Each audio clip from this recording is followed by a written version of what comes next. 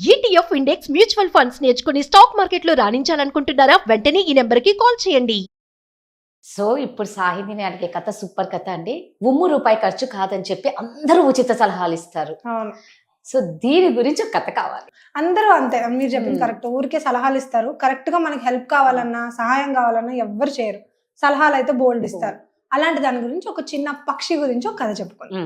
ఒక చిన్ని పిట్ట ఉంది. పాపం ఆ పిట్టకి 2 పిల్లలు. ఆ పిల్లని ఒక పెద్ద సముద్రం మింగేస్తుంది. మింగేసేసరికి ఆ పిట్టకి ఆ సముద్రం మీద కోపం వస్తుంది. కోపం వచ్చి ఈరోజు ఎలాగైనా ఈ సముద్రాన్ని మొత్తం నేను ఖాళీ చేసేయాలి అని విపరీతమైన కోపం, పిచ్చుక కోపం. అది ఎలాగో పనిచేయదు. కానీ పాపం దాని పిల్లల్ని మింగేసిన సముద్రాన్ని ఏదో ఒకటి, తల్లి కదా పాపం ఏదో ఒకటి చేయాలనే ఆ కసితో అలా ఆలోచిస్తుంది. ఆలోచించి లేదు ఈరోజు నేను ఎలాగైనా సముద్రాన్ని ఖాళీ చేస్తానని దాని చిన్ని ముక్కుతో ఆ సముద్రంలో నీళ్లు తీసుకుని అవతల ఎక్కడో పడేసి వస్తూ ఉంటుంది. ఉంటే ఇదంతా బాగా గమనిస్తున్న ఒక ఇంకో పక్షి వచ్చి, అదేంటి నువ్వు ఇంత చిన్న పిచ్చుకవి, నీ ముక్కుతో నువ్వు ఎందుకు నీళ్లు తీస్తున్నావు, మీ ఇంటి దగ్గర ఎక్కడైనా పట్టుకుంటున్నావా ఏంటి అని అడుగుతుంది. అడిగితే లేదు నేను పట్టుకోవట్లేదు, ఈ సముద్ర గర్భం నా బిడ్డల్ని మింగేసింది, నాకు 2 పిల్లలు 2 బుజ్జి పిచ్చుకలు, వాటిని మింగేసింది, అందుకని ఈరోజు ఎలాగైనా నేను ఈ సముద్రం మొత్తాన్ని ఖాళీ చేసేస్తాను, ఎన్ని సంవత్సరాలైనా ఎన్ని నెలలైనా పర్వాలేదు, నేను దీన్ని ఖాళీ చేసేస్తానని కోపంగా చెప్తుంది. చెప్తే అది అంటుంది, అయ్యో నీ వల్ల అవ్వదు, నువ్వు ఇంత చిన్న పిచ్చుకవి, నీకున్నది ఇంత ముక్కు, దాంతో ఇంత పెద్ద సముద్ర గర్భాన్ని నువ్వు ఎలా ఖాళీ చేస్తావు, నీ వల్ల అవ్వదు, అయినా నీ పోయిన పిల్లలు తిరిగి వస్తారా అని అంటుంది. అనేసరికి అది అంటుంది, నాకు సలహాలు వద్దు, వీలైతే సహాయం చెయ్యి, నాతో పాటు నువ్వు కూడా నీళ్లు తీసి పక్కన పడేయి, లేదంటే వెళ్ళిపో, నా కష్టం నేనే పడతాను, కానీ నాకు సలహాలు ఇవ్వకు, నాకు తెలిసి ఏం చేయాలో అంటుంది. మనము కష్టంగా ఉండి ఆల్రెడీ ఏదో ఇబ్బంది పడుతూ అలా చెయ్యి ఇలా చెయ్యి అని చెప్తే చిరాకు వస్తుంది. ఎవరికైనా అంతే, మనుషులకు కూడా అంతే. అలాగే వచ్చి సలహాలు ఇస్తుంది, నాకు సలహాలు వద్దు, సహాయం చేయి, లేకపోతే వెళ్ళిపో అనేసరికి ఆ తల్లి బాధ ఆ పక్షికి అర్థమవుతుంది.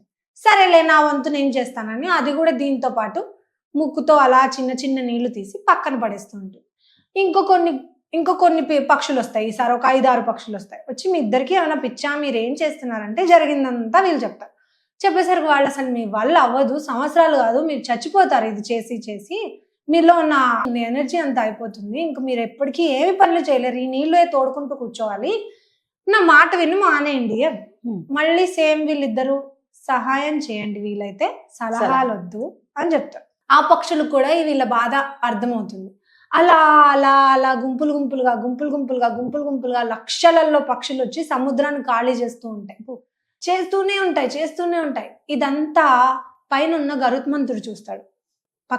పెద్ద పక్షి చూసి విష్ణుమూర్తితో అంటాడు, అమ్మో ఇంతమంది పక్షులు 2 పిల్ల పక్షుల కోసం అంత కష్టపడుతున్నారు, నేను కూడా వెళ్ళి వాళ్ళకి ఎంతో కొంత సహాయం చేస్తాను అంటాడు. అనేసరికి విష్ణుమూర్తి, వీల్లేదు నువ్వు వెళ్తే ఇక్కడ నా పని అంతా ఎలా అవుతుంది, నువ్వు వెళ్ళకు, ఏదో ఒకటి చేద్దాము అని. లేదు నేను వెళ్తాను, మీరేం చేయగలరు, నేను వెళ్తానని చెప్పి ఆయన కూడా ఆయన వంతు సహాయం చేస్తూ నీళ్లు తీసి పక్కనేస్తూ ఉంటాడు. సముద్రం మెల్లగా తగ్గడం మొదలయ్యేసరికి విష్ణుమూర్తి భయపడిపోయి సృష్టి అంతా ఇదైపోతుంది, సముద్రాలు ఎండిపోవడం ఏంటి అని చెప్పి విష్ణుమూర్తి కిందకు వస్తాడు. కిందకొచ్చి ఇదంతా చూస్తాడు. ఆయన వంతు ఆయన ట్రై చేస్తాడు, అవ్వదు. ఆ సముద్ర దేవతని పిలుస్తాడు, అమ్మా బయటకు రా, నేను నీతో మాట్లాడాలి, సెటిల్మెంట్ చేసుకున్నా ఏదో ఒకటి చేసి, ఇలా కాదు నువ్వు బయటకు రా అని పిలుస్తాడు.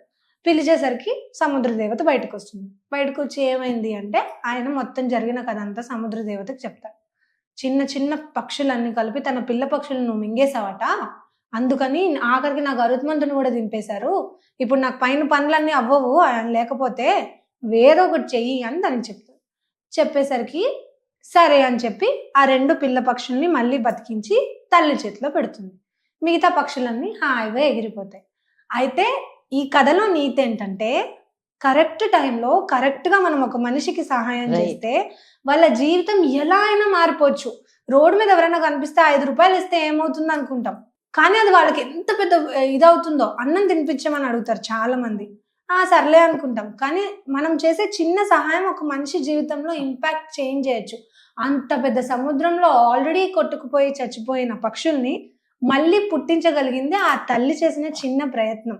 ఆ ప్రయత్నానికి వచ్చిన మిగతా పక్షులందరూ చేసిన సహాయం. సో ప్రయత్నం మానకూడదు, సహాయం చేయాలి, సలహాలు మాత్రం ఇవ్వకూడదు.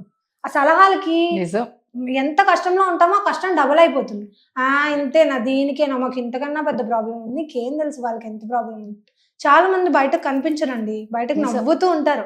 వాళ్ళ వెనకాల ఎన్ని బాధలు ఉంటాయో, ఎన్నో బాధలు, ఇంట్లో ఏదో ప్రాబ్లం ఉంటుంది, హెల్త్ ప్రాబ్లం ఉంటుంది, చాలా ఇష్యూస్ ఉంటాయి, కానీ బయటకు నవ్వుతూ ఉంటారు. అలాంటి వాళ్ళు ఏదో చెప్పుకోక కష్టం చెప్తే 100 సలహాలు, అలా ఉండండి, ఇలా ఉండండి. అలా కాదు, ఎవరైనా అంతే. వీలైతే సాయం చేయండి, లేకపోతే కామ్గా సైలెంట్ గా వెళ్ళిపోండి, కానీ సలహాలు మాత్రం ఇవ్వకూడదు అనేది ఈ కథ. సూపర్ ఉంది నిజంగా. అందుకే అంటారు కదా, ఏదైనా సరే అంటే రూపాయి ఖర్చు కాంది ఏంటి అంటే మన భూము మాట.